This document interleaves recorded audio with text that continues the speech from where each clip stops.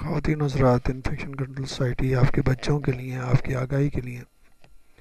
بچوں کو بیماریوں سے بچانے کے لیے مضامین آپ کی سماعت کے لیے پیش کر رہی ہے۔ بچوں کی بیماریاں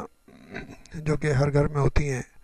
اور بچے جب بیمار ہو جاتے ہیں تو سب پورا گھر جو ہے نا پریشان ہوتا ہے۔ شیگلوسس کے بارے میں، شیگلا بیکٹیریا کے بارے میں بتانا چاہیں گے کہ وہ کیا بیماری، دستوں کی بیماری کس طرح پیدا کرتا ہے۔ شیگلا بھی ایک بیکٹیریا ہے، اور یہ جو ہے نا نظام ہاضمہ پہ اٹیک کر کے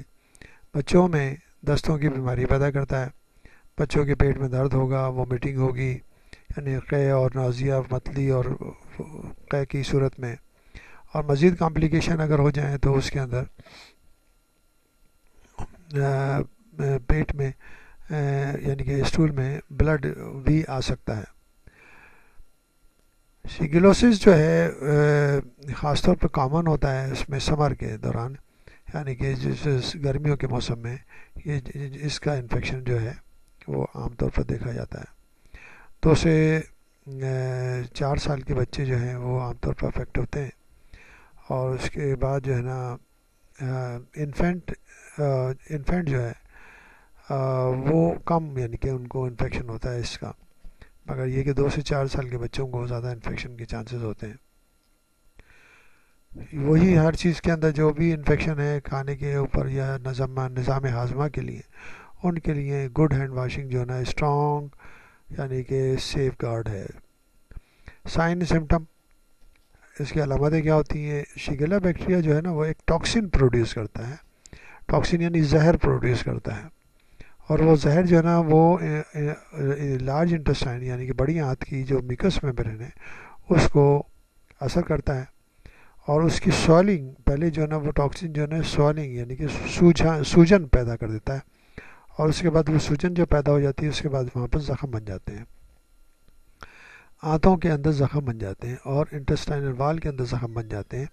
جس کی وجہ سے خونی پیچش یا ڈائریا ہوتا ہے۔ تو اس طرح یہ جو شیگلا آرگنزم ہے یہ ٹاکسن پیدا کر کے جو ہے نا وہ انٹسٹائن وال کو ڈیمیج کرتا ہے۔ سیویرٹی اور ڈائریا جو ہے ڈپینڈ کرتا ہے کہ کتنے جراثیم جسم میں داخل ہوئے ہیں۔ بچوں میں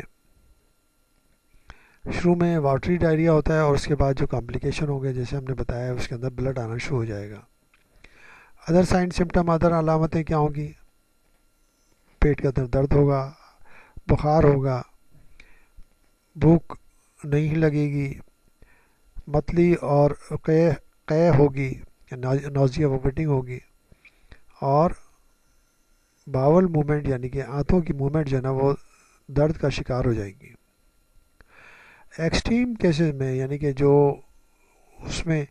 بچوں میں کنولجنٹ بھی ہو سکتے ہیں، یعنی کہ جھٹکوں کی بیماری بھی ہو سکتی ہے، اسٹیف نیک بھی ہو سکتی ہے، گردن بھی یعنی کہ سختی آ سکتی ہے، ہیڈ ایک، سر کا درد بھی ہو سکتا ہے، تھکاوٹ سخت ہو سکتی ہے، کنفیوژن ہو سکتا ہے، اور شیگلوسس جو ہے وہ بہت سیویئر فارم میں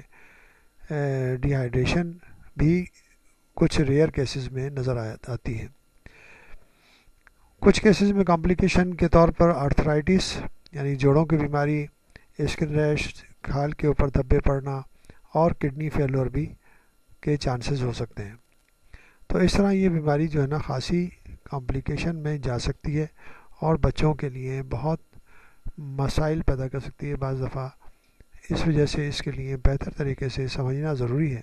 تاکہ اس سے آپ اپنے بچوں کو اس بیماری سے